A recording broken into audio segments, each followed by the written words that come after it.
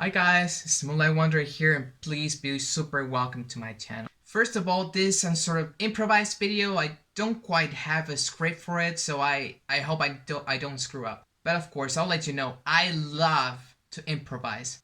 So please don't hate me. A couple of days back, I completed Final Fantasy VII Remake, and actually I'm uploading the second game on YouTube, so make sure to check it out if you want to. And I watch a lot of videos about people being happy or unhappy, most of them unhappy about the ending of Final Fantasy and what that ending means to the entire franchise. And I feel I needed to upload my opinion as well because I'm not sure it's not too unhappy about it. Actually, it's very positive in a way. So if you're interested in this, stick around, check this video out, and if you liked it, hit the like button and feel free to subscribe as well. So there's a bunch of positive things about Final Fantasy, not just the ending for me, but also the way the combats have changed. We have a free combat instead of that combat by turns. Of course, I liked it back in when it was released in 1997. So and of course, it was very comfortable in a way. We're all used to it. But of course, this new kind of combat, which comes straight from Final Fantasy 15, it's way more fun, it's way more complete. We have many possibilities, a lot of tools at our disposal to make the most of those combats. So I think it's a very positive thing, that as well. And actually, when I watched the movie Final Fantasy VII Advent Children, I thought to myself, like, I wish I had a game Final Fantasy VII like that looked like this, and we had these kind of combats with so many awesome moves. And here we got it. It's like a dream come true, really. So that's another positive thing, of course. And of course, a bunch of characters that were included in this game that did not exist back in the original Final Fantasy VII, like Sam, like Andrea, Leslie, and those characters provide a lot of content to this game, but not content that you feel it's like, no, they did it like to enlarge the game even more. No, actually, there's a sense for them to be there, actually.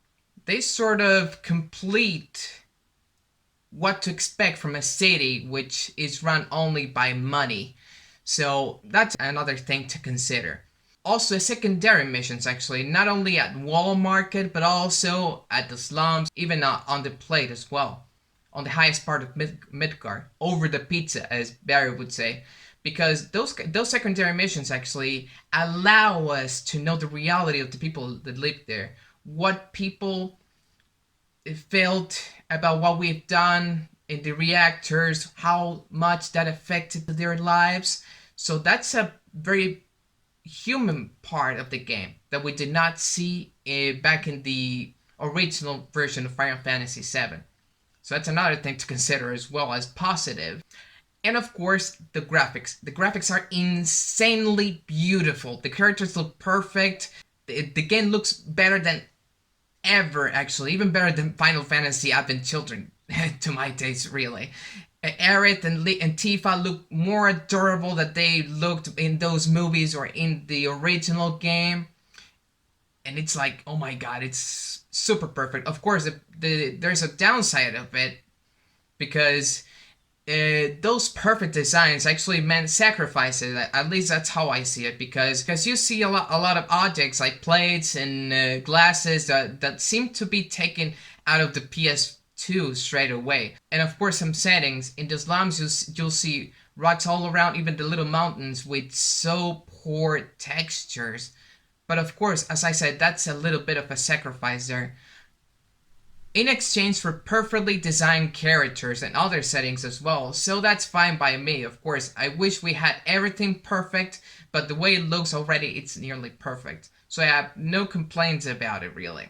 And of course, the ending. How much does this ending changes the next parts that are to come? Because we're all expecting a real remake that of course would follow the main storyline, adding more things as well, but not changing anything. But with this ending, everything changes. I mean, we kill Fate. We kill Fate by killing that monster that looked like taken from Kingdom Hearts, as a lot of people would say. But it was so awesome that they did it this way, because that way our favorite characters are back somehow, because otherwise we will have a game that we will play in a week, we'll complete it, and nothing happens next until the next part that will come out like in 3 years from now.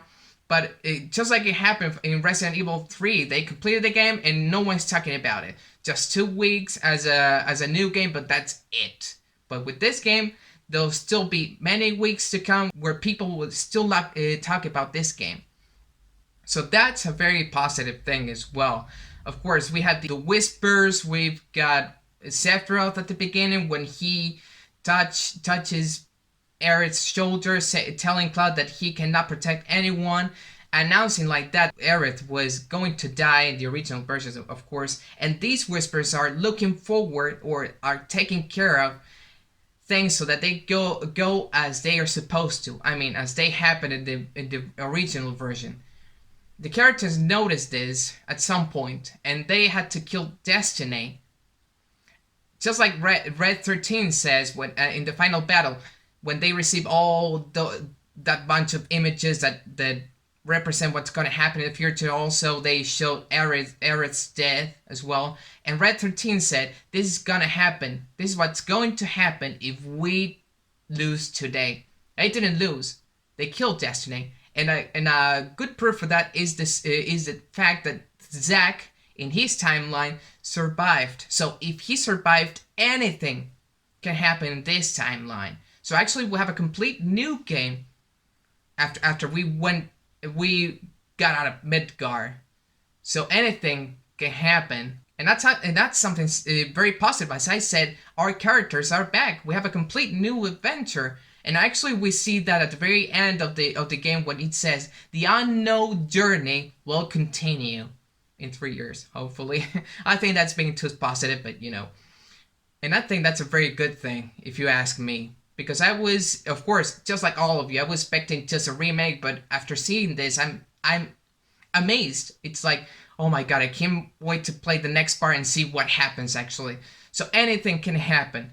Not only the events of that we had back in the original versions, which I don't think they'll happen at all, because Square, I'm aware that Square Enix said that in recent interviews that they didn't want to touch they wouldn't touch the main events of Final Fantasy VII, but actually that's contradictory in a way, because we were expecting a remake, but actually we got something totally different, positive but different. So I'm not sure what to expect from here on out, actually.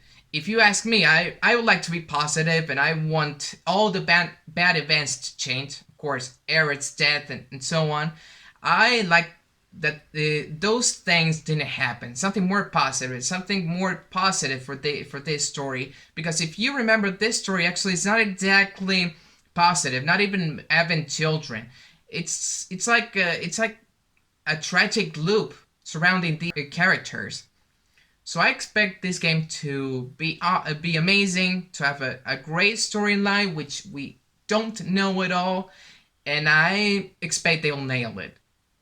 So guys, just tell me what you think. Feel free to leave your thoughts in the comment section down below. Hit the like button if you liked the video, and feel free to subscribe. I'll see you guys in the next video. Take care and stay safe at home.